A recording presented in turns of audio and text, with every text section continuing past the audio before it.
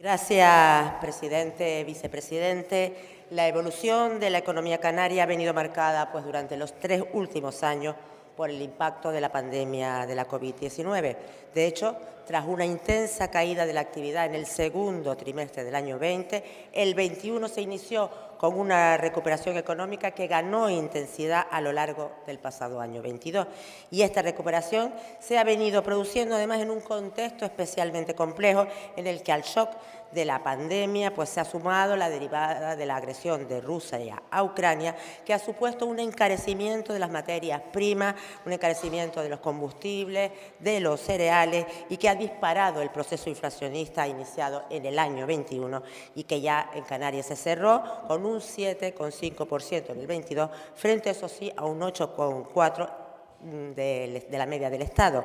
Pero con todo, el crecimiento además real del PIB, los datos provisionales en Canarias en 2022 es de un 8,2%, un 1,2% por encima del año 21, mientras que el español se mantuvo en un 5,5%. En definitiva, los resultados certifican que Canarias ha conseguido remontar, aunque eso sí, acompañado de todos los riesgos que siguen persistiendo y una evidente tensión inflacionista que afecta a la economía familiar, fundamentalmente por el incremento de los precios de los combustibles, de los alimentos y por el precio de las hipotecas, por el precio del dinero.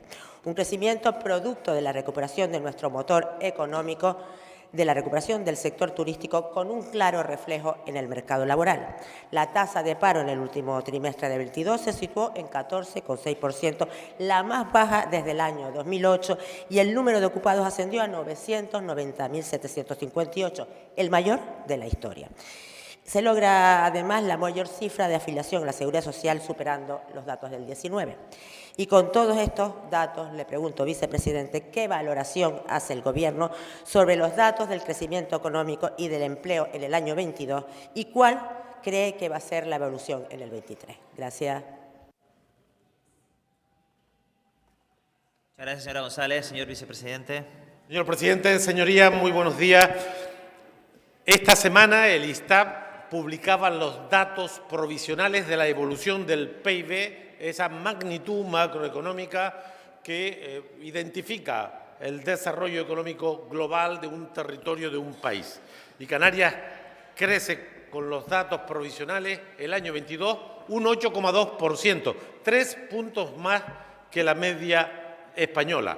Pero este dato no dice nada si no se acompaña con el gran parámetro, el más importante de la macroeconomía, que es la generación de empleo. Y hay que decir que cerramos el año 22 con una respuesta del sistema productivo tirando del empleo cada día con más calidad gracias a la reforma laboral, con mejores salarios, entre otras cuestiones, con la decisión de hoy del Consejo de Ministros, de manera que crecimiento económico, más empleo que nunca, señoría, no que antes de la pandemia, más que nunca, con unas tasas de desempleo, a pesar del crecimiento poblacional, que ha sido brutal estos 22 años de este siglo, con un 14,6%, solo a 1,7 de distancia del resto de España. Pero es que los datos de consumo, señorías, son buenos. Pero es que además la confianza empresarial, no solo esa fuente, la fuente del Instituto Nacional de Estadística, coloca en este trimestre del 23 la confianza empresarial de Canarias en un 4,4%, la segunda comunidad.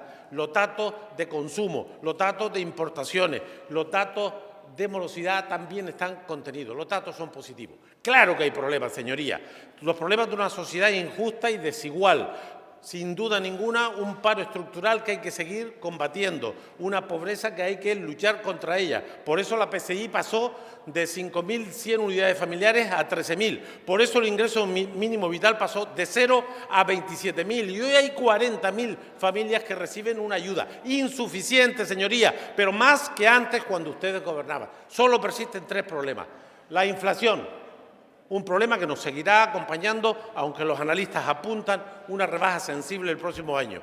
El precio del dinero y el impacto en la vida de la gente, en las hipotecas. Y la tercera cosa que persiste, que esta tiene solución, señorías, son ustedes, los pesimistas, los agoreros.